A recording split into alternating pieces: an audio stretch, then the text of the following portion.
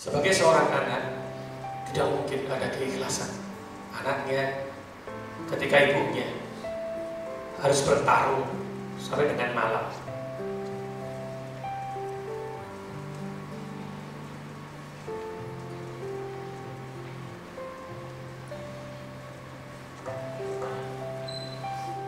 Sampai orang-orang kuat, saya yang nggak kuat karena saya membayangkan kalau jenengan ibu saya, maka hari saya tidak mungkin bisa. Indonesia yang merdeka, merdeka.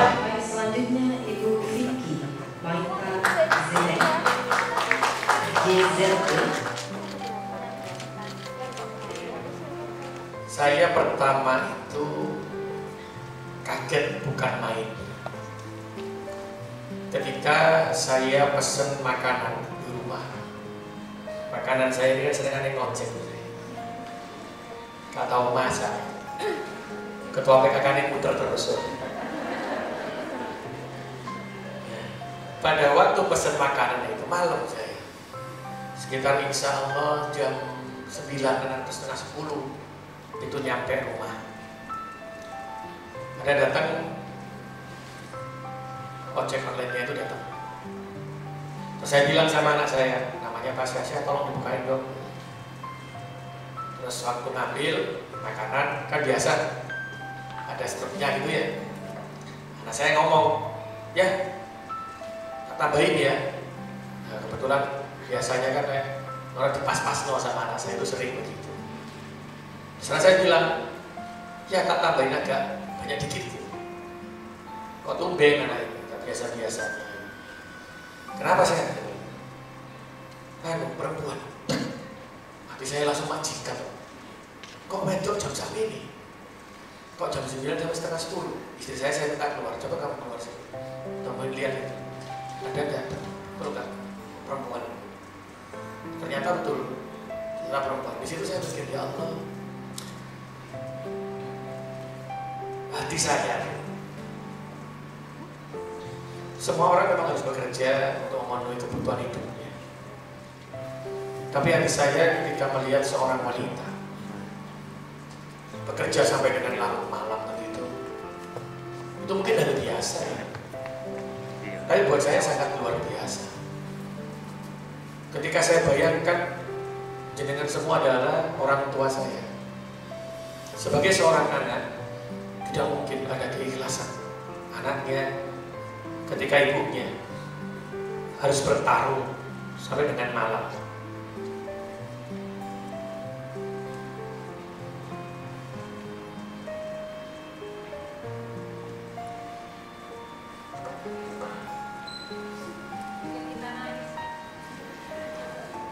Sampai orang-orang kuat, saya yang nggak kuat karena saya membayangkan kalau jenengan ibu saya, maka hari saya tidak mungkin bisa. Itu paling Surabaya. Total itu internasional kok hakon.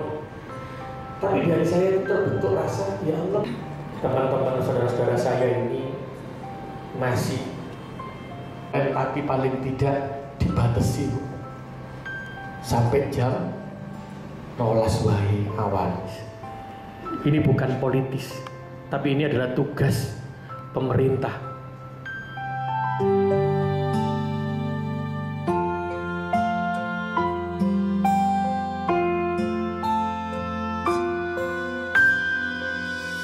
Jadi sebenarnya saya tadi seperti yang saya ceritakan, awal saya itu kan pesan makanan melalui ojek online. Ternyata yang datang seorang wanita, seorang ibu yang di jam setengah 10 malam.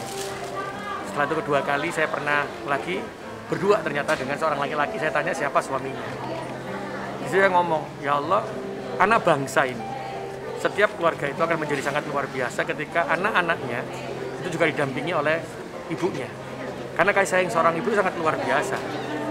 Nah karena itulah saya meminta kepada seluruh jajaran pemerintah kota Surabaya, lek bojone wis kerja, ya biarkan bekerja. Tapi ketika seorang ibu itu ingin memberikan tambahan, ya gak apa-apa. Tapi kalau bisa dia bekerja dalam rumahnya. Tapi dia mendapatkan penghasilan. Karena itulah pemerintah kota ada 23 item. Salah satunya toko kelontong, jahit, sablon yang bisa dikerjakan oleh seorang ibu di rumah.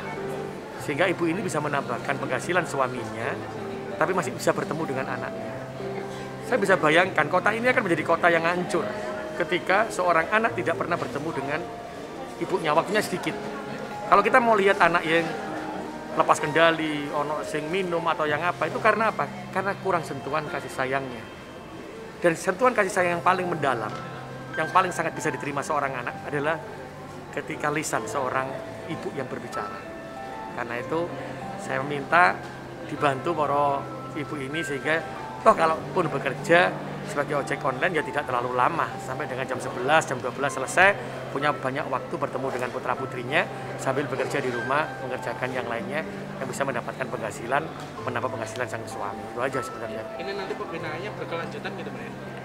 Jadi saya minta pembinaan yang dilakukan pemerintah Kota Surabaya itu bukan hanya pelatihan, tapi sampai dengan penghasilan per bulannya berapa.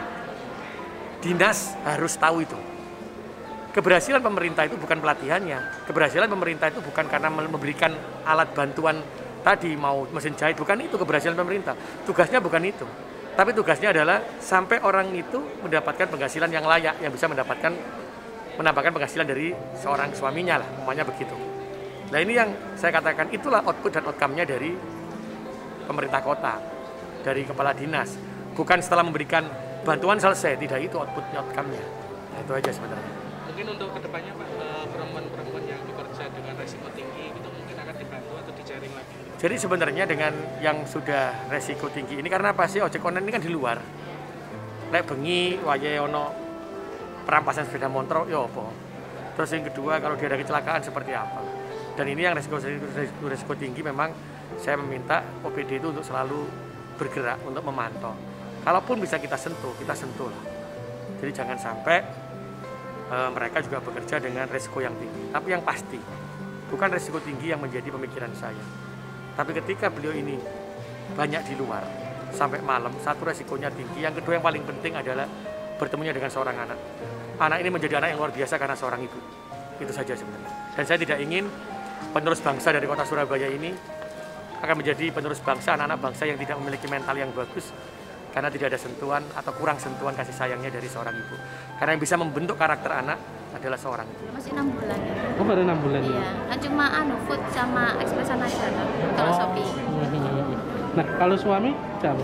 Suaminya udah meninggal. Oh, udah meninggal. Jadi single parent. Single parent. Iya. Putrinya cuma saat ini, Bu ya? 4 anak. 4 anak ya. Yang kalau yang kecil umur berapa? Yang ini umur 9 tahun, Terus? yang kecil ini. Yang nomor 1 kelas 1 SMA. Ya kelas 2 SMA. Kelas 3 SMP, kelas 5 baru yang ini kecil. Kalau untuk ojol ini kerjaan utama atau mungkin sampingan, Bu? Kerjaan utama ini, nggak ada kerjaan lain soalnya. Ya. Nah, terus dari Pemkot ini dapat pelatihan apa, Bu? Saya ikut kelontong, Ikut kelontong. Iya. Jualan apa rencana? merancang gitu sembako tuh. Sembako. Iya, pokoknya itu. Yang bantuan yang diberikan Pemkot apa aja, Bu? Belum, kalau masalah kelontong belum. Belum. Cuma ini bang dari pemerintah kan untuk anak saya ini. Oh, gitu. Alat bantu dengarnya ini. Alat bantu dengar tadi.